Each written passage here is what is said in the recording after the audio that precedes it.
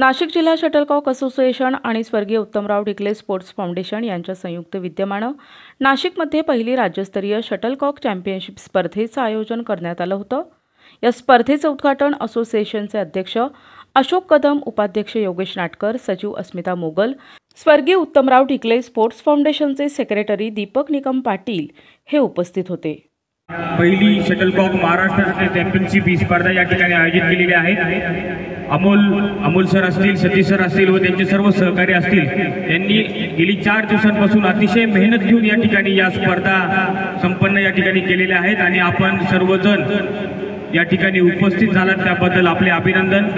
तसेच यापुढील जी स्पर्धा असणार आहे ती भोपाळ या ठिकाणी स्पर्धा होणार आहे। सर्व जे खेळाडू असतील ते या राष्ट्रीय स्पर्धेमध्ये सहभाग होणार असतील, त्या सर्वांना माझ्यातर्फे शुभेच्छा। मला या ठिकाणी भरपूर टाइमापासून वाट बघतात आहे, तर माझी 2 गोष्ट हेच आहेत की जे tournament Deepak sir, Amol sir, नंतर अविनाश सर आणि तुमच्याकडे एक मोठा मेंटर जसं मी लहानापासून सरांना बघतो, दुधारे सर आहे जे मेंटर आहेत तुमचे, तर तुम्ही एका राईट ट्रॅकवरती जाताय ते आणि मी अशी अपेक्षा करतो की तुम्ही सगळ्यांनी एक जोरदार टाळ्या यांच्यासाठी वाजवायला पाहिजे की स्पर्धा यशस्वी ठरते। थँक्यू।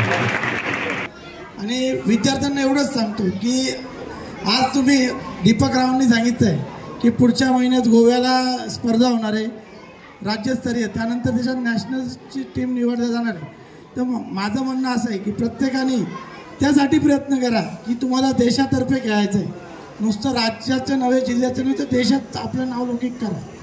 कारण खेळाडू असा एक व्यक्ती असतो की तो पूर्ण देशाचं नाव रोशन करतो। मीनाताई ठाकरे क्रीडा संकुलात होणाऱ्या या 2 दिवसीय स्पर्धेत राज्यभरातून संघ सहभागी झाले होते। रोमहर्षक वातावरणात या स्पर्धा पार पडल्या।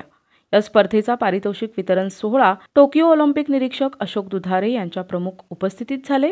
या प्रसंगी Mumbai hockey secretary Lawrence Big, Kunal Ahire, Anna Wakde, Bhushan सोडणीस उपस्थित होते। प्रारंभी पाहुण्यांचा सत्कार झाल्यानंतर अशोक दुधारे यांनी विजेत्या स्पर्धकांचं अभिनंदन केलं। जो हा खेळ खेळला शटलकॉक हा अतिशय जुना खेळ आहे।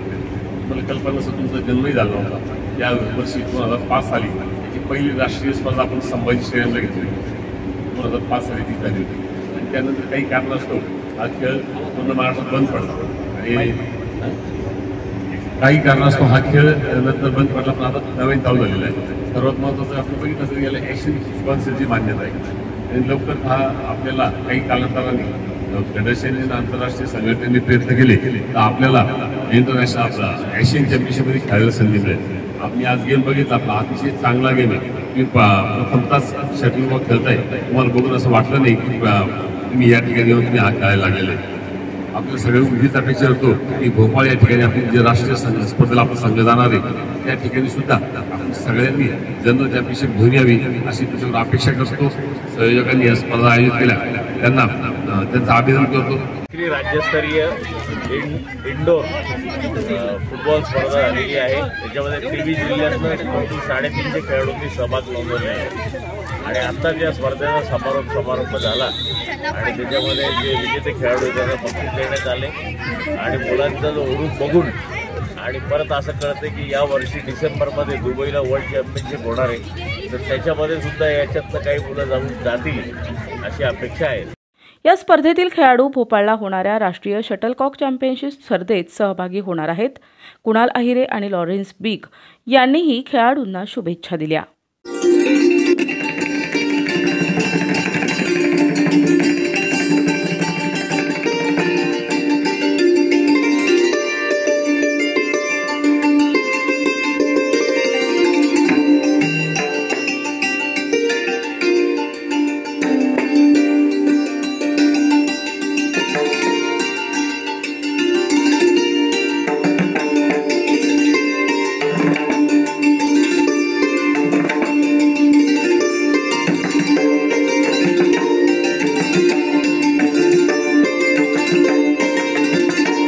याप्रसंगी नाशिक मल्टीगेम असोसिएशनचे अध्यक्ष हेमंत पांडे, अशोक दुधारे यांच्या हस्ते झाले.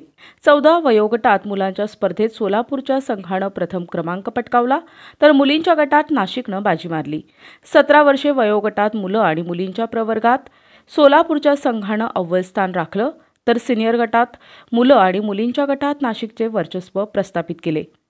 ज्योती निकम पाटील, अमोल आहेर, सतीश बोरा, मयूर गुरव, प्रदीप राठोड, विद्वेश मोरे, अभिजित मुर्डे आदींनी स्पर्धा यशस्वी करण्यासाठी परिश्रम घेतले. तसेच स्पर्धेत समरजित कदम, तेजल पवार, ओंकार आचार्य आणि प्राची राहते या खेळाडूंना उत्कृष्ट खेळाडू पुरस्कारानं सन्मानित करण्यात आलं. मनोहर गायकवाड, दिशा न्यूज, नाशिक.